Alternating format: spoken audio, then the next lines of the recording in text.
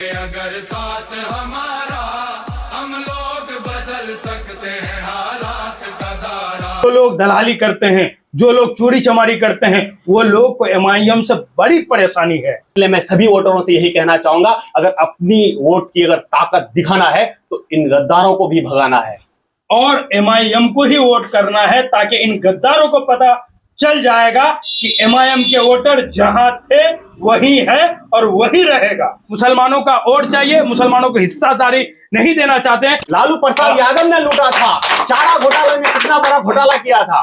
तो ये लोग सोच रहे हैं कि हम बीजेपी से उठकर अगर गठबंधन में चले गए तो ये वॉशिंग मशीन नहीं है, क्योंकि आपकी हकीकत को सब जानते हैं।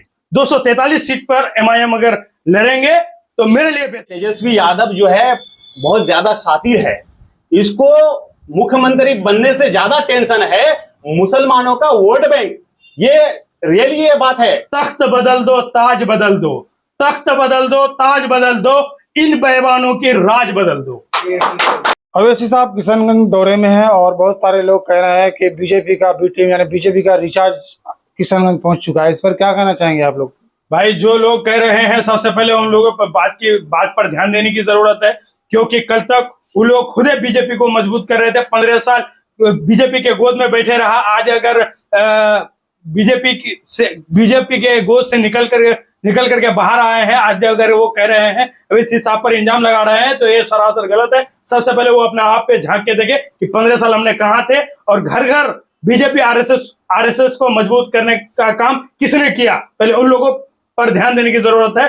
वो लोग पहले अपने आप पे ध्यान देकर देखें कि 15 साल हमने कहां पर अपना दिन गुजारा, तब अवैसी साहब पे इल्जाम लगाए। असदुद्दीन अवैसी साहब जो आए हैं न्याय यात्रा लेकर के, तो ये किसको न्याय यात्रा, किनको न्याय दिलाएंगे? सीमांचल के लोगों को न्याय दिलाएंगे, इंसाफ दिलाने की बात होगी, क्योंकि सीमांचल के साथ सारी पार्टी ने नाइंसाफी की है। अब इंसाफ दिलाने के लिए असदुद्दीन अवैसी साहब जब तक आगे नहीं बढ़ेंगे तब तक सीमांचल के लोगों को इंसाफ नहीं मिलने वाला है। इसीलिए सीमांचल न्याय यात्रा नाम रखा गया है। सीमांचल का दौरा कर रहे हैं और अवैसी साहब दौरा करते ही देखिए, जो पटना में बैठी हुई सरकार है उन्हें उनकी कुर्सी हिलाने का काम करेंगे असदुद्दीन अवैसी साहब।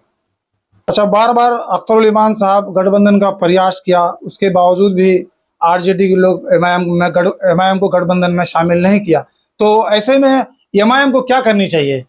जी देखिए, एमआईएम को अब चाहिए, जब बार बार एमआईएम पार्टी के लोग जा रहे हैं, राजद को अपना पत्र दे रहे हैं, वो लोग एक्सेप्ट नहीं कर रहा है, उसमें से चाहिए कि एमआईएम पार्टी को पूरे बिहार में 243 सीट लड़नी चाहिए। क्या अकेले लड़ने के लिए एमआईएम में दम नहीं? जो जी बिल्कुल गठबंधन का सहारा लेना चाहिए। विपक्ष के लोगों का आरोप है। देखिए, विपक्ष लोग गठबंधन इसीलिए करने के लिए जा रहा था कि विपक्ष के लोग कह रहे थे एमआईएम बीजेपी के बी टीम है, इसीलिए अख्तरुल इमान साहब ने सोचा कि हम बीजेपी का बी टीम नहीं है बल्कि ए टीम बन के काम करना चाहते हैं, आप हमें गठबंधन में लीजिए, ताकि ये बीजेपी सरकार को बिहार से उखाड़ करके फेंकने का काम करेंगे। लेकिन उन लोगों ने मुसलमानों को नहीं लेंगे गठबंधन में, मुसलमानों का वोट चाहिए, मुसलमानों को हिस्सादारी नहीं देना चाहते हैं। मुसलमान की क़यादत से उन लोगों को काफी बेचैनी है, काफी घबरा गए हैं। इसीलिए अगर मुसलमान को गठबंधन में ले लेंगे, कहीं ना कहीं मुसलमान एकजुट होने पर उनकी मतलब दुकानदारी बंद हो सकती है। इसलिए वो एमआईएम पार्टी मुसलमान ही तो एमआईएम पर कटाच करी है कि ये बीजेपी। अरे कुछ लोग ऐसे लोग हैं जो लोग दलाली करते हैं, जो लोग चोरी चमारी करते हैं, वो लोग को एमआईएम से बड़ी परेशानी है। ऐसे लोग हमेशा, क्योंकि देखिए, मुसलमान को अगर पीछे अगर रहता है तो वो मुसलमान ही पीछे रखता है, समझ रहे हैं? नहीं तो कोई नहीं रख सकता है मुसलमान के पीछे। अवैसी साहब सीमांचल दौरे में है, न्याय यात्रा सिर्फ सीमांचल ही क्यों? जी देखिए, अभी सीमांचल शुरुआत है, आप देखते जाइए, सीमांचल से मिथिलांचल भी जाएंगे और पटना तक भी पहुंचेंगे बैरिस्टर असदुद्दीन अवैसी साहब। अभी 4 दिवसीय दौरे पे हैं, इसके बाद समय का इंतजार कीजिए, फिर पूरा बिहार का दौरा करेंगे अवैसी साहब। टिकट का भी ऐलान करेंगे अवैसी साहब? नहीं, ऐसा कुछ बात तो नहीं सुन रहे हैं, ऐसा नहीं, हमको नहीं लग रहा है कि टिकट का ऐलान करेंगे। तो आपके अनुसार जब गठबंधन में शामिल नहीं हुआ तो कितने सीटों पर चुनाव लड़नी चाहिए? ये देखिए, हम सोच रहे हैं कि अवैसी साहब को विचार करने की जरूरत है। 243 सीट पर एमआईएम अगर लड़ेंगे तो मेरे लिए बेहतर है कि तख्त बदल दो ताज बदल दो, तख्त बदल दो ताज बदल दो, इन बेईमानों की राज बदल दो। अच्छा मैसेज जाएगा पूरे बिहार के लिए, खासतौर से असदुद्दीन अवैसी साहब। इससे पहले भी आए थे, तो इससे पहले फिर न्याय यात्रा क्यों नहीं? इससे पहले न्याय यात्रा नहीं, ये पहली बार ये यात्रा है, क्योंकि इस बार जो है पहले से ज्यादा मजबूती के साथ इस बार इलेक्शन लड़ेगी बैरिस्टर असदुद्दीन अवैसी साहब, इसलिए ये न्याय यात्रा। क्योंकि हम सीमांचल वालों को कभी इंसाफ नहीं मिला और ना कभी हमारा मुझे हक मिला, इसके वजह से अब लोगों को और तरह से जागरूक कर रहे हैं कि ये भ्रष्ट सरकार हमारे साथ कितना नाइंसाफी किया है। आप सीमांचल को देख लीजिए और आप पटना को देख लीजिए, सीमांचल कितना पिछड़ा है और पटना कितना डेवलप हुआ है। तो यहीं पर फर्क है कि सीमांचल को सभी ने ठगा है, जितने भी नेता है 70 साल 75 साल से ये लोग राज किए, और जब आज हम सवाल करते हैं सीमांचल वाले तो बोलते हैं कि अवैसी साहब से पूछिए कि हॉस्पिटल उसने क्यों नहीं दिया, रेलवे स्टेशन क्यों नहीं दिया। अरे भाई, आप 70 साल से जब राज किए बिहार में तो आपने सीमांचल के लिए क्या किया? बस यही मेरा सवाल है उन लोगों से जो सवाल करते हैं AIMIM से। और जो लोग आप लोगों को बीजेपी का बी टीम कहते नहीं थक रहे हैं, उन लोगों को क्या क्या कहना चाहिए? देखिए ये बात छिपा हुआ नहीं है। आज जो कुछ लोग पहले 15 साल से बीजेपी को इतना मजबूत कर दिया, वो लोग इतना मजबूत कर दिया कि यहाँ के जो हमारे जो मर्द तो दूर की बात, यहाँ की औरत भी अब समझने लगी है कि बीजेपी को कौन मजबूत किया है। आज वो लोग सोच रहे हैं कि चलो बीजेपी से अगर हम लोग गठबंधन में आ गए तो ये वॉशिंग मशीन है, ये इन लोगों की भूल है। क्योंकि बिहार को 15 साल से किसने लूटा? वही लालू प्रसाद यादव ने लूटा था। चारा घोटाले में कितना बड़ा घोटाला किया था। तो ये लोग सोच रहे हैं कि हम बीजेपी से उठकर अगर गठबंधन में चले गए तो ये वॉशिंग मशीन नहीं है, क्योंकि आपकी हकीकत को सब जानते हैं। तो चारा घोटाला किया है, सब जानते हैं, उसके बावजूद भी आप लोग भी उनमें शामिल क्यों होना चाहते हैं?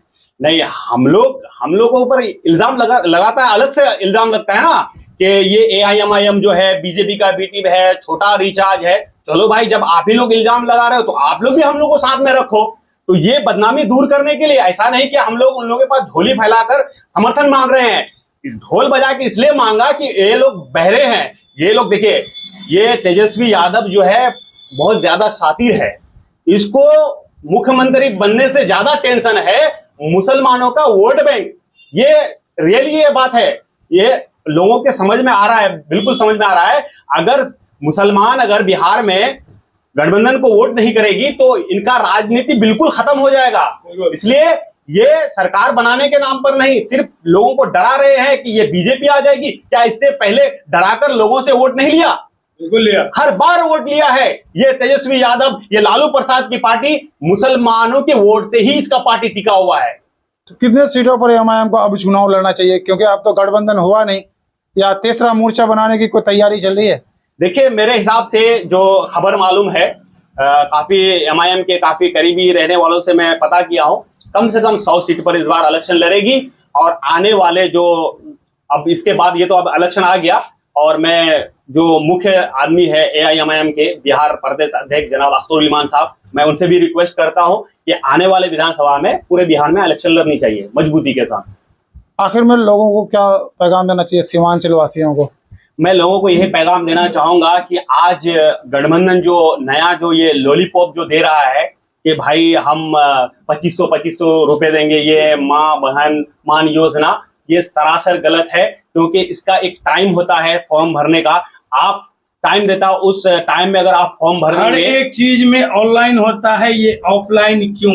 लोगों से मैं सवाल करना चाहता हूं कि जो लोग माँ बहन मान योजना को लेके अगर आप लोगों के दरमियान में जाते हैं तो लोगों से सवाल कीजिए कि हर एक चीज में ऑनलाइन हो गया है, हर चीज के लिए ऑनलाइन हमें करना पड़ता है, लेकिन माँ बहन मान योजना के लिए हम लोग ऑनलाइन फॉर्म क्यों नहीं भरते? और एक चीज देखिए, सीमांचल की जितने भी वोटर हैं, मैं उनसे यही कहना चाहूंगा, इस बार आपकी खुद की ये लड़ाई है। क्योंकि हमने 5 विधायक को जिताया था सीमांचल में, बहुत मेहनत करके जिताया था, सभी ने मेहनत किया था। तो इस बार की जो लड़ाई है अपना खुद वोट की लड़ाई है। अगर आप फिर उस गद्दारों को अगर अपना वोट कर लिए तो समझो कि हम हमारा वोट की कोई अहमियत नहीं, कोई भी आएगा कोई भी जीत के भाग जाएगा। इसलिए मैं सभी वोटरों से यही कहना चाहूंगा, अगर अपनी वोट की अगर ताकत दिखाना है तो इन गद्दारों को भी भगाना है और MIM को ही वोट करना है, ताकि इन गद्दारों को पता चल जाएगा कि MIM के वोटर जहां थे वही है और वही रहेगा। तो बहुत बहुत शुक्रिया आप तमाम दोस्तों का।